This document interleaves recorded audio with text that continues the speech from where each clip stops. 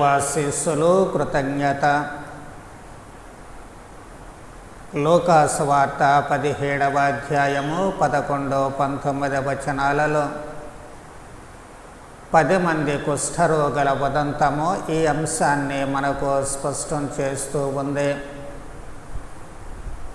10 మంది కుష్ఠరోగులు ప్రభువు వద్ద స్వస్థత పొందినటువంటి ఆ ఉదంతము మనకు 4 పాఠాలను బోధిస్తూ ఉంటుంది. అదేమిటి అంటే, మొట్టమొదటిది మనము దేవుని కనికరము కోసము చూడాలి.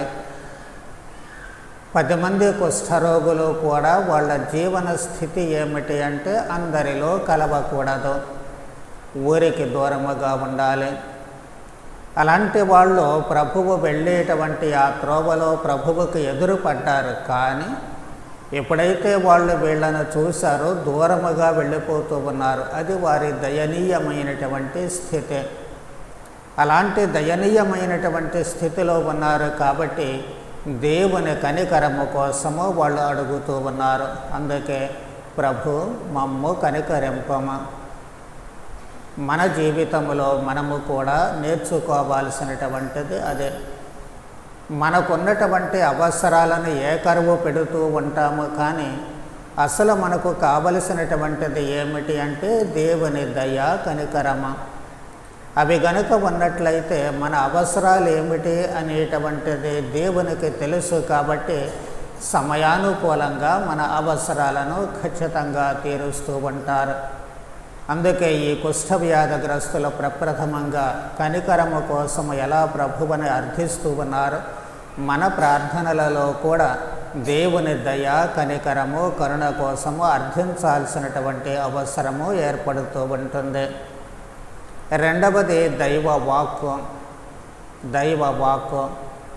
ఇక్కడ దైవవాక్కు ఏమిటి అంటే, ప్రభువు ఏం చెబుతూ ఉన్నారు? దగ్గరకు వచ్చినటువంటి లేక ప్రభువుని కనికరము కోసం అడిగినటువంటి వారిని చూచి ఏమంటున్నారు? మీరు వెళ్ళి అర్చకులకు కనిపింపుడు. దైవవాక్కు 2 అంచుల ఖడ్గము లాంటిది అని బైబిల్ గ్రంథం మనకు బోధిస్తుంది. అది హృదయ లోతుల వరకు దూసుకొని పోతూ ఉంటుంది. అంటే అంత తేలికైనటువంటిది కాదు, కష్టముతో కూడుకున్నటువంటిది. ప్రభువు చెప్పినటువంటి ఆ వాక్కు పాటించడము అనేటువంటిది సాధ్యము కాదు. ఎందుకంటే వెళ్ళి అర్చకులకు కనిపించండి అంటే, వీళ్ళు అర్చకులు దేవాలయములో ఉంటారు. వీళ్ళు ఈ రోడ్డు పొడుగుత 10 మందిలో కలిసి అక్కడకు వెళ్ళాలి. 10 మందిలోకి ఎప్పుడైతే వీళ్ళు అడుగు పెడుతూ ఉంటారో అందరూ కూడా రాళ్లతో కొట్టి చంపివేస్తారు. అక్కడ ఏ విధమైనటువంటి ఇంకా ఆలోచన ఉండదు. కానీ ప్రభుని ఆజ్ఞ ఏమిటి అంటే, వెళ్ళి అర్చకులకు కనిపించండి. దేవుని వాక్కు చాలాసార్లు మనకు కఠినమైనటువంటిదిగానే కనిపిస్తూ ఉంటుంది. దాన్ని పాటించడము అంత తేలిక కాదు అని చెప్పి మనకు అర్థమవుతూ ఉంటుంది. కానీ పాటించి తీరాల్సినటువంటి అవసరము. మనము ఏ ఆజ్ఞను చూసుకున్నప్పటికీ కూడా అంత తేలికగా ఉండవు. నీ దేవుడైన ప్రభువును మాత్రమే ఆరాధించు అన్నటువంటి ఆ ఆజ్ఞ ప్రారంభమైతే, మనము దేవుని నామాన్ని వ్యర్థంగా పలుకోకూడదు అన్నటువంటిది, దేవుని పండుగ దినాలు కూడా మనము ఆచరించాలి అనేటువంటివన్నీ కూడా కష్టంతో కూడుకున్నటువంటివి. దేవుని ఆజ్ఞ ఏదైనా సరే మన జీవితంలో సులభం కాదు. ఎందుకంటే మనకు బోళ్ళని పనులు ఉంటాయి, బోళ్ళని ఆలోచనలు ఉంటాయి. వాటినన్నిటినీ ప్రక్కన పెట్టి ఇక్కడ మనము ఆజ్ఞలను పాటించడం అంటే సులభమైనటువంటిది కాదు, ప్రాణాంతకమైనటువంటిది. మరి ఇలాంటి పరిస్థితులలో ఏం చేయాలి? దేవుని ఆజ్ఞను అనుసరించడమా కాదా? ఇక్కడ మనకు 3వ పాఠము నేర్పేటువంటిది ఏమిటి అంటే, విధేయత. విధేయించడము. దేవుని వాక్కుకు మనం విధేయించాలి, తప్పదు. ఆదివారాలలో, అప్పు పండగలలో నిండు పూజ కనాలి. అందుకు శరీర కష్టమైన పనులు చేయొద్దు అని చెప్పినప్పుడు ఆ నిండు పూజకు ప్రాధాన్యత ఇవ్వాలి. శిలువ గుర్తుతో మొదలుపెట్టి శిలువ గుర్తు ఆశీర్వాదముతో ముగించేటువంటి ఆ దివ్య బలి పూజలో మనం పూర్తిగా పాల్గొనాలి. అప్పుడే మనకు ఆశీస్సులు, దేవుని ఆశీస్సులు వస్తూ ఉంటాయి. ఆ విధేయత అనేటువంటిది లేకపోతే అంత అలాగే అయిపోతూ ఉంటుంది. మనం అనుసరించేటువంటి సాంప్రదాయాలు కానీ ఇవన్నీ కానీ మనం శ్రీ సభకు అనుసరించాలి, లేక శ్రీ సభకు విధేయించాలి. దేవుని వాక్కు మనకు వివిధాలుగా వస్తూ ఉంటుంది. బైబిల్ గ్రంథం ద్వారా వస్తూ ఉంటుంది, గురువులు చేసేటువంటి ఉపదేశము ద్వారా వస్తూ ఉంటుంది, పెద్దలు చెప్పేటువంటి మంచి మాటల ద్వారా వస్తూ ఉంటుంది, శ్రీసభ మనకు చేసేటువంటి బోధనల ద్వారా వస్తూ ఉంటుంది. మరి ఈ దేవుని వాక్కును మనము విధేయించాలి. కష్టమో నష్టమో ఏదైనా కానివ్వండి, ఏదైతే జరిగింది ఇది దేవుని వాక్కు కాబట్టి నేను విధేయిస్తాను, ఈ ఆజ్ఞకు విధేయిస్తాను అన్నటువంటి ఖచ్చితమైనటువంటి నిర్ణయము మనిషి తీసుకోవాలి. ఈ 10 మంది కుష్ఠవ్యాధిగ్రస్తులు తీసుకుంది అదే. అలా వెళితే అర్చకుల దగ్గరకు వాళ్ళ ప్రాణాలు పోతాయని తెలుసు, ఎందుకంటే కుష్ఠవ్యాధి కనిపిస్తూ ఉంటుంది బయటికి. మనుషులు అడుగుపెట్టిన మరుక్షణము రాళ్ళు తీసుకొని కొడతారు. కానీ ఎక్కడ ప్రభువేమో మీరు వెళ్ళి అర్చకుల దగ్గరకు వెళ్ళండి. అక్కడికి ఎందుకు వెళ్ళాలి అంటే నీకు కుష్ఠవ్యాధి లేదు అని చెప్పి నిర్ధారించాల్సినటువంటిది ఎవరు అంటే అర్చకులు మాత్రమే. మరి అలాంటి పరిస్థితులలో అక్కడకు వెళ్ళాలి. వెళ్ళకపోతే ఆజ్ఞను తిరస్కరించినట్లు అవుద్ది, వెళితే ప్రాణాలు పోతాయి. ఏం చేయాలి? వాళ్ళు ప్రాణాలకు తెగించి దేవుని ఆజ్ఞను పాటించడానికే సిద్ధపడ్డారు. ఆ మాటకు వస్తే కానాపల్లి పెళ్లిలో కూడాను సేవకులతో ప్రభు ఏం చెప్పారు? పానల్లో నీళ్లు పోయమన్నారు. ఆ నీళ్లు అలాగే తీసుకెళ్ళి వాళ్లకు పానపాత్రలో పోయమంటున్నారు. ఎవరు చేస్తారు ఆ పని? ఎవరు చెయ్యరు. కానీ ప్రభు అంటే ముక్కు ముఖం తెలియనటువంటి ఆ సేవకులు మాత్రము ప్రభువు చెప్పినట్లు చేశారు, విధేయించారు. ఆ విధేయతే అక్కడ అద్భుతం చేస్తూ ఉంటుంది. అలాగే ఇక్కడ వీళ్ళు కూడాను ఎప్పుడైతే విధేయిస్తూ ఉన్నారో, వాళ్ళు ప్రాణాలకు తెగించి లెక్క చేయకుండా ప్రభుని ఆజ్ఞ ప్రకారం అర్చకుల దగ్గరకు వెళుతూ ఉన్నారో, అక్కడ దాకా వెళ్ళాల్సినటువంటి అవసరం లేకుండానే మధ్యలోనే వాళ్ళందరూ కూడా శుద్ధి పొందుతూ ఉన్నారు. ఎందుకు అంటే ఎవరైనా మళ్ళీ చూస్తే కొడతారు కాబట్టి, చంపేస్తారు కాబట్టి. అది దైవ ఆశీస్సులు. విధేయించినప్పుడు దైవ ఆశీస్సులు అలాగే వస్తూ ఉంటాయి. అందుకే వాళ్ళు విధేయించి అక్కడకు వెళుతూ ఉన్నారు. మరి ఆ దైవాశీస్సులు పొందిన తర్వాత విధేయత ద్వారా మన జీవితంలో దేవుడు చేసేటువంటి మేలులన్నీ పొందిన తర్వాత ఏం చేయాలి? మర్చిపోతాము. ఎందుకంటే మనకు ఆనందం ఎక్కువ అవుతుంది. దేవుడు నాకు కావలసినవన్నీ చేశారు, ఓకే, సంతోషం, గంతులేస్తాము, సంతోషపడతాం, అన్నీ చేస్తాం. కానీ తిరిగి దేవుడికి కృతజ్ఞతలు ఎంతమంది మేము చెల్లించగలుగుతూ ఉన్నాము? దేవునికి స్తోత్రాలు ఎంతమంది మేము చెల్లిస్తూ ఉన్నాము? అది చాలా కష్టం. అంటే చెయ్యకూడదు అని కాదు, కానీ మర్చిపోతారంతే. ఇక్కడ 10 మంది కుష్ఠరోగులు కూడా ఏం చేస్తూ ఉన్నారు? వాళ్ళు వెళ్ళేటప్పుడు దారిలో శుద్ధి పొందారు. ఎప్పుడైతే శుద్ధి పొందారో వాళ్ళ ఆనందానికి అంతు లేదు. జనావాసంలో కలవడానికి అవకాశం లేదు అనుకున్న వాళ్ళు ఇప్పుడు కలుస్తున్నారు.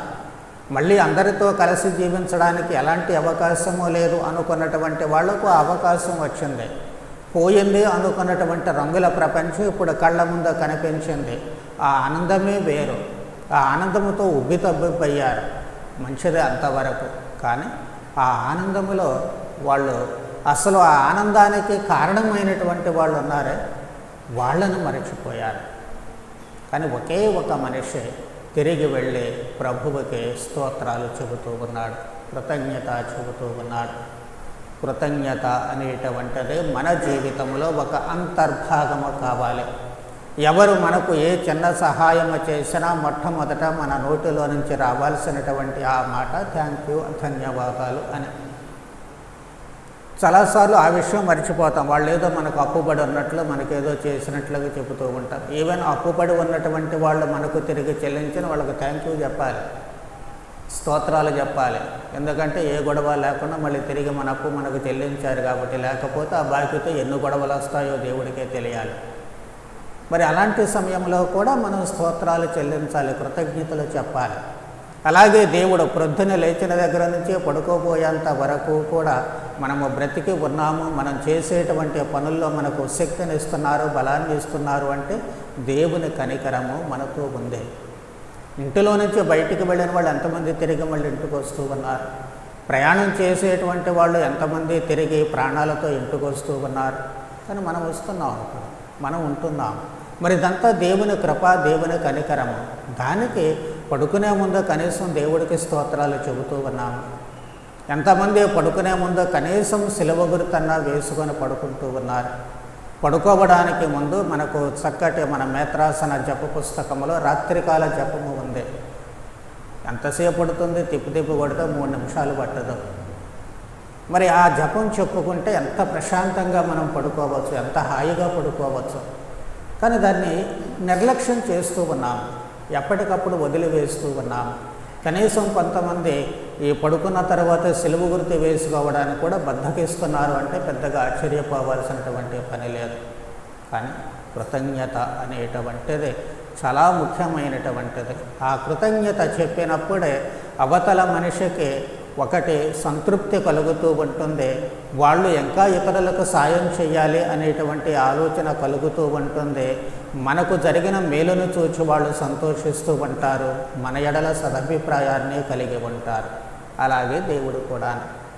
దేవుడికి మనం ఎప్పుడైతే స్తోత్రాలు చెబుతూ ఉంటామో, దేవుడు చేసిన మేలుకు కృతజ్ఞత చెబుతూ ఉంటామో, దేవునికి మన మీద ప్రేమ పెరుగుతూ ఉంటుంది. అందుకే ప్రభువు ఈ అబ్బాయితో ఏం చెబుతూ ఉన్నారు? నీ విశ్వాసము నిన్ను స్వస్థపరిచినది. నీలో ఉన్నటువంటి విశ్వాసం అందరికీ స్వస్థత కలిగింది, అదే ప్రభువు ఇచ్చినటువంటి స్వస్థతే. కానీ వాళ్ళకేనికి తేడా ఏంటి అంటే విశ్వాసం. ఈ విశ్వాసం అనేటువంటిది ఉంది, ఆయనను ఉన్నతమైనటువంటి స్థాయికి మున్ముందు తీసుకుపోతూ ఉంటుంది. వాళ్ళు ఎటు గాలికి కొట్టుకుపోతారో మిగతా వాళ్ళ సంగతి తెలియదు. అందుకే ప్రభు ఆ మాట అన్నారు. కాబట్టి దేవుడు మనకు చేసిన ప్రతి మేలులు మనం గుర్తించే దారిలోనే గుర్తించినటువంటి ఆ కుష్ఠవ్యాధిగ్రస్తున మాదిరిగా మనం కూడా అనుదినము దేవుడు చేసేటువంటి ప్రతి చిన్న మేలును కూడా గుర్తించి మనము దేవునికి ధన్యవాదాలు చెల్లించినట్లయితే దేవుని యొక్క కృప కలకాలము మనతో ఉంటుంది. మనము దేవుని బిడ్డలుగా కలకాలము జీవించడానికి అవకాశము కలుగుతూ ఉంటుంది. ఇటు దేవుని వద్దే కాదు, మనిషికి కూడా మనము ఎప్పటికప్పుడు కృతజ్ఞతలు చెల్లిస్తూ ఉన్నట్లయితే అందరిలో కూడా మనము ఆనందంగా జీవించడానికి, అందరము కలిసిమెలిసి సంతోషంగా జీవించడానికి, ఆపత్ సమయంలో ప్రతి ఒక్కరూ కూడా మనకు సహాయ హస్తాన్ని అందించడానికి అది తోడ్పడుతూ ఉంటుంది. కాబట్టి ఈ కృతజ్ఞతాభావము ఇటు దేవుని ఎడల ఇటు మనిషి ఎడల మనకు అన్ని వేళలా ఉండేటట్లు అవసరమైన వరానుగ్రహాలు దయచేయమని భక్తితో ప్రార్థన చేద్దాం. దేవుడు మిమ్ము మీ కుటుంబములను దీవించుదరగాక.